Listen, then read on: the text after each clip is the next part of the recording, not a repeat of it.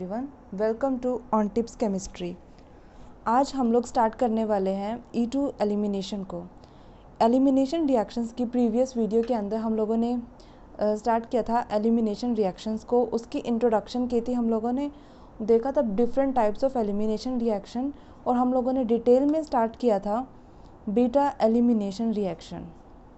Okay, so I am going to start E2 elimination in this video. Okay, पिछली video के अंदर हम लोगों ने क्या देखा था कि X और Y कोई डिपार्टिंग एटम्स होंगे जो हमारे ओरिजिनल मॉलिक्यूल को लीव करके जाएंगे, और उसके अंदर हम लोगों ने ना X को फिक्स कर दिया था हाइड्रोजन एंड Y को फिक्स कर दिया था leaving group, good leaving group, हम लोगों ने ये बोला था। ठीक है, सो उसके अंदर मैंने बोला था कि बीटा एलिमिनेशन को हम लोग सबसे ज़्यादा पढ़ते हैं, अल्फ़ा एलिमिनेशन को थोड़ा कम। ऐसा क्यों? देखिए, अगर अल्फ़ा एलिमिनेशन और बीटा एलिमिनेशन दोनों हो सकते हो किसी कंपाउंड में, देखिए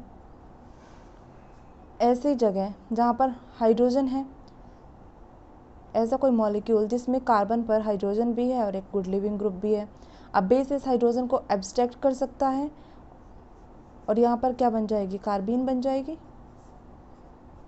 क्योंकि गुड लिविंग ग्रुप भी है, एक ही कार्बन पर अल्फ़ा भी हो सकती है।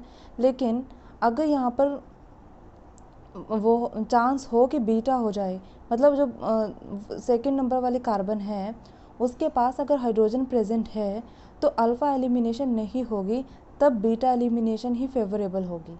ऐसा क्यों होगा? क्योंकि अल्फ़ा एलिमिनेशन से हमें एक अनस्टेबल स्पीशीज़ मिल रही है, लेकिन बीटा एलिमिनेशन से हम लोगों को जनरली डबल बॉन्ड मिलता है।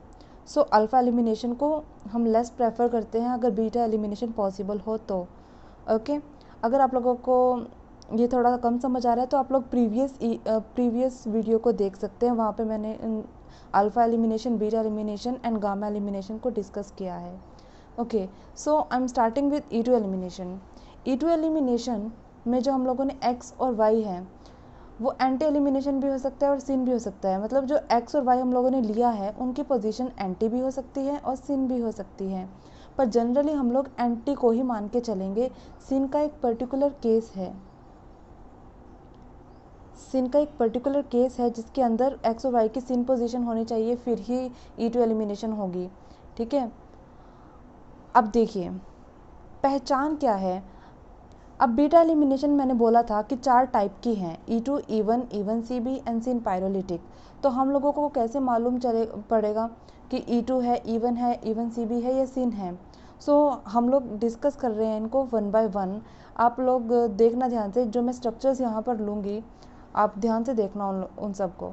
ठीक है, अब देखिए ये एक सिंगल स्टेप रिएक्शन है, मींस X और Y दोनों के दोनों जब रिमूव होंगे ना मॉलिक्यूल से तो वो दोनों एक साथ होंगे, सिंगल स्टेप रिएक्शन होगी। और जो ट्रांजिशन स्टेट है उसके अंदर डबल बॉन्ड कैरेक्टर होगा, therefore mode substituted double bond will be formed. और मैंने बोला था आपको एंटी एलिमिनेशन फेवरेबल होगी ओवर सिन, क्योंकि ट्रांजिशन स्टेट एंटी एलिमिनेशन के केस में स्टैगर्ड होती है, और हम लोगों को मालूम है स्टैगर्ड कन्फर्मेशन के अंदर मोर स्टेबल होता है, तो इसलिए एंटी एलिमिनेशन को फेवर करते हैं। और यहाँ पर जो बेस होना चाहिए हाइड्रोजन को एब्स्ट्रैक्ट करने के लिए वो स्ट्रॉन्ग होना चाहिए। ओके, और generally Saytzeff rule determines the major product. ठीक है, तो अभी अभी जो मैंने ये सारी बातें बोली हैं शायद आप लोगों को थोड़ी कम समझ आ रही होंगी। हम लोग एग्जाम्पल्स करते हैं, उससे आप लोगों को अच्छे से समझ आएगा जो मैं कहना चाह रही हूँ। ठीक है,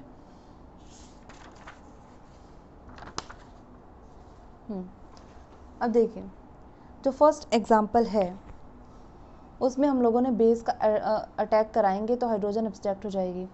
अब हमने बोला था हम लोगों को क्या देखना है, हम लोगों को ना जो हमारे पास मॉलिक्यूल है उसके अंदर से ना X और Y को ढूंढना है कि X और Y कहाँ पे है। X तो हमने कहा था हाइड्रोजन है, ठीक है, ये रहा हाइड्रोजन, ये भी हाइड्रोजन, दो हाइड्रोजन है। लेकिन हम लोगों को कौन सा करना है? बीटा एलिमिनेशन करेंगे ना हम लोग। Beta elimination is more preferred over alpha elimination अगर बीटा एलिमिनेशन पॉसिबल हो तो। ठीक है, तो हम लोग इस हाइड्रोजन को एब्स्ट्रैक्ट नहीं कराएंगे, ये तो गुड लिविंग ग्रुप है, दिस इज़ वाई। एक्स अब ये है क्योंकि हम लोगों ने अल्फ़ा एलिमिनेशन नहीं करानी, बीटा एलिमिनेशन करानी है। ठीक है, और बन जाएगा यहाँ पर डबल बॉन्ड। अब बात ये आती है कि हमारे पास जेड एल्कीन बनेगा या ई एल्कीन बनेगा। अब क्वेश्चन ये है, अब जो हमारे पास गिवन स्ट्रक्चर है वो तो फिशर प्रोजेक्शन फॉर्मूला में गिवन है, तो वहाँ पर हम लोग कैसे बताएंगे, वो तो 2 डायमेंशनल है। तो हम लोगों को कन्वर्जन आना चाहिए जो वेरियस फॉर्मूलाज है ना हमारे उन सब के, तो हम इसको फ्लाइंग वेज में कन्वर्ट करेंगे। आई होप आप लोगों को ये आता होगा कन्वर्ट करना। अगर आप लोगों को नहीं आता तो आप कमेंट्स में मुझे बता सकते हैं, तो मैं अलग एक वीडियो बना दूंगी उसकी। ओके, सो जो हमारा फिशर प्रोजेक्शन फॉर्मूला होता है वो 2 डायमेंशनल में होता है और इक्लिप्स्ड होता है। तो इसलिए जब हम फ्लाइंग वेज का पहला फॉर्मूला लिखेंगे ना, वो इक्लिप्स्ड कन्फर्मेशन में ही लिखेंगे। ठीक है, हम लोगों ने कन्वर्ट कर दिया, ये दोनों सेम है। कन्वर्ट किया है, ये एक ही है। ये फिशर प्रोजेक्शन फॉर्मूला में है और ये फ्लाइंग वेज में है। अब मेरी बात ध्यान से सुनना। हम लोगों ने क्या कहा था अभी पीछे कि E2 एलिमिनेशन में एंटी पोजीशन होनी चाहिए X और Y की। ठीक है, अब X क्या है, ये हाइड्रोजन, Y और ये से। अब इनको एंटी पोजीशंस पर लेके आना है, मीन्स यूँ लेके आना है। हाइड्रोजन यहाँ पे होना चाहिए और OTS यहाँ पर होना चाहिए। ठीक है, तो रोटेशन कर देंगे हम लोग इसकी। अब आप लोगों को मालूम होगा ये सिंगल बॉन्ड है, तो इसकी रोटेशंस पॉसिबल हैं। तो यहाँ पे ये डिफरेंट कॉन्फर्मेशंस में रहता है, कभी इसमें तो कभी इसमें और कभी कोई और। सो इसकी डिफरेंट कन्फर्मेशंस पॉसिबल हैं। तो हम लोगों को वो वाली कन्फर्मेशन चाहिए जिसके अंदर OTS और हाइड्रोजन एंटी पोजीशन पे हो, तभी तो रिएक्शन प्रोसीड होगी। तो हम लोग इस टाइप से इसकी रोटेशन कर रहे हैं कि हाइड्रोजन और OTS क्या हो जाए, एंटी पोजीशन पर हो जाएं। ठीक है, आई होप आप लोगों को समझ आ रहा है ये रोटेशन। अगर नहीं आ रहा तो आप मुझे बता सकते हैं, तो फिर मैं उसकी अलग वीडियो बनाऊंगी। ठीक है, बेस विल अब्स्ट्रैक्ट हाइड्रोजन, यहाँ पर डबल बॉन्ड बनेगा और OTS बाहर जाएगा, यहाँ पर डबल बॉन्ड बनेगा, methyl below the plane, hydrogen above the plane. Okay, so देखिए कौन सा एल्कीन है, ये जेड एल्कीन है। ओके, ये जेड एल्कीन है। सो आप लोगों को समझ आया कि इस क्वेश्चन के अंदर हम लोगों ने जेड एल्कीन क्यों बनाया था, ई एल्कीन क्यों नहीं बनाया था। तो इस क्वेश्चन से हमें E2 मैकेनिज्म तो समझ में आया ही है, हमें साथ के साथ ये भी समझ आया है कि स्टीरियो केमिस्ट्री को समझना कितना इंपॉर्टेंट है ऑर्गेनिक केमिस्ट्री को समझने के लिए। ओके, अब आप लोग सोच रहे होंगे कि क्या हम लोग ऐसे नहीं कर सकते थे कि हाइड्रोजन को यहाँ पर लिख देते कि OTS को यहाँ पे, अभी भी तो ये दोनों एंटी पोजीशंस पर हैं। हाँ, हम लोग ऐसे भी कर सकते हैं, तब भी हमारे पास जेड एल्कीन ही बनेगा। आप लोग इसको खुद ट्राई करके देखना, इनको ये वाली पोजीशंस पर रख के फिर भी जेड एल्कीन बनेगा। ओके, आई होप आप लोगों को ये क्वेश्चन समझ आ रहा होगा और ये भी समझ आ रहा होगा कि E2 मैकेनिज्म किसमें फेवरेबल होगा। ओके, नेक्स्ट क्वेश्चन देखिए। जो फर्स्ट क्वेश्चन ये सेकंड क्वेश्चन फर्स्ट क्वेश्चन जैसा ही है, बस थोड़ा सा OTS की पोजीशन में डिफरेंस है और इसके अंदर ई एल्कीन बनेगा। ठीक है, आप लोग इसको करके देखना वैसे ही मैकेनिज्म से। ठीक है, अब देखिए ये है हमारा लिविंग ग्रुप Y, X यानी कि हाइड्रोजन सेकेंड कार्बन पर यहाँ पर भी प्रेजेंट है और यहाँ पर भी प्रेजेंट है। अब बेस हाइड्रोजन को, कौन से वाले हाइड्रोजन को एब्स्ट्रैक्ट करेगा, अगर इधर से हाइड्रोजन को एब्स्ट्रैक्ट करेगा बेस, तो डबल बॉन्ड यहाँ पे बनेगा, 1 ब्यूटीन बनेगा। अगर इधर से एब्स्ट्रैक्ट करेगा तो 2 ब्यूटीन बनेगा। तो अब बताइए E2 एलिमिनेशन के अंदर क्या होता है, E2 एलिमिनेशन के अंदर होता है ZZ product as a major product, means more substituted, means ये मेजर प्रोडक्ट होगा और ये माइनर होगा। ठीक है, ये बात तो सही है। अब जो 2 ब्यूटीन है ये भी E और Z दोनों हो सकता है, और E क्योंकि मोर स्टेबल होता है, तो हम कह सकते हैं कि ओवरऑल मेजर प्रोडक्ट क्या होगा, E2 ब्यूटीन होगा। ठीक है, आई होप ये समझ आ रहा होगा आपको कि E2 मैकेनिज्म में क्या है, E2 mechanism is a single step reaction, ठीक है। यहाँ पर क्या है, सिंगल स्टेप में हाइड्रोजन एब्स्ट्रैक्ट करेगा बेस, उसके बाद डबल बॉन्ड बनेगा, उसके बाद लिविंग ग्रुप चला जाएगा बाहर। इस टाइप का स्ट्रक्चर होता है E2 मैकेनिज्म के अंदर। मतलब अब देख रहे हैं सिंगल स्टेप रिएक्शन है, सिंगल स्टेप रिएक्शन है तो मतलब जो सिंगल स्टेप रिएक्शन है तो यहाँ पर जो सबस्ट्रेट की कंसंट्रेशन है और बेस की कंसंट्रेशन है, दोनों के ऊपर रेट डिपेंड कर रहा है, तभी तो उसका 2 लिखा ना हम लोगों ने, ठीक है। तो यही इसकी पहचान है कि हम लोगों को कैसे मालूम पड़ेगा कि E2 है या नहीं है, ठीक है। अब नेक्स्ट क्वेश्चन देखिए ज़रा, ये साइक्लोहेक्सेन वाला सिस्टम है। अब ये तो हम लोगों को मालूम है कि हाइड्रोजन एब्स्ट्रैक्ट होगा, अब इधर वाला होगा या इधर वाला होगा, 2 हाइड्रोजन है, दोनों सेम है, इसलिए कहीं से मर्जी करा दीजिए आप लोग, ठीक है। अब जब भी साइक्लोहेक्सेन का आए तो हमेशा उसका चेयर कन्फर्मेशन ड्रॉ कर लेना चाहिए, उसी से हमें अच्छे से समझ आएगा कि क्या होने वाला है यहाँ पर, ठीक है। तो हम लोगों ने क्या किया, चेयर कन्फर्मेशन इसका ड्रॉ कर लिया, और जब भी हम लोग चेयर कन्फर्मेशन ड्रॉ करते हैं तब हम मोर स्टेबल होता है ना, जो मोस्ट स्टेबल जो उसका कंफर्मेशन पॉसिबल होता है हम उसको नोट करते हैं, क्योंकि अबव द प्लेन ब्रोमीन लिखा है हम लोगों ने, इसको हम लोग कैसे दिखा सकते थे, ऐसी पोजीशन पर भी दिखा सकते थे जहाँ पर इक्वेटोरियल हो, लेकिन फिर ये एक्सियल पे चला जाएगा। मतलब इस हिसाब से देखना होता है हम लोगों को कि मोर स्टेबल हम लोग ड्रॉ करें, ठीक है। हम लोगों ने इसका मोस्ट स्टेबल कंफर्मेशन ड्रॉ कर दिया। अब देखिए ब्रोमीन गुड लिविंग ग्रुप हमारा भाई, हाइड्रोजन इज एक्स, बेस क्या करेगा, हाइड्रोजन को एब्स्ट्रैक्ट करेगा, किस वाले हाइड्रोजन को करेगा, इस वाले हाइड्रोजन को करेगा, क्योंकि यही इसके एंटी पोजीशन पर है, ये इसके एंटी पोजीशन पर नहीं है, और यहाँ पर डबल बॉन्ड बन जाएगा, ब्रोमीन चला जाएगा बाहर, यहाँ पर डबल बॉन्ड।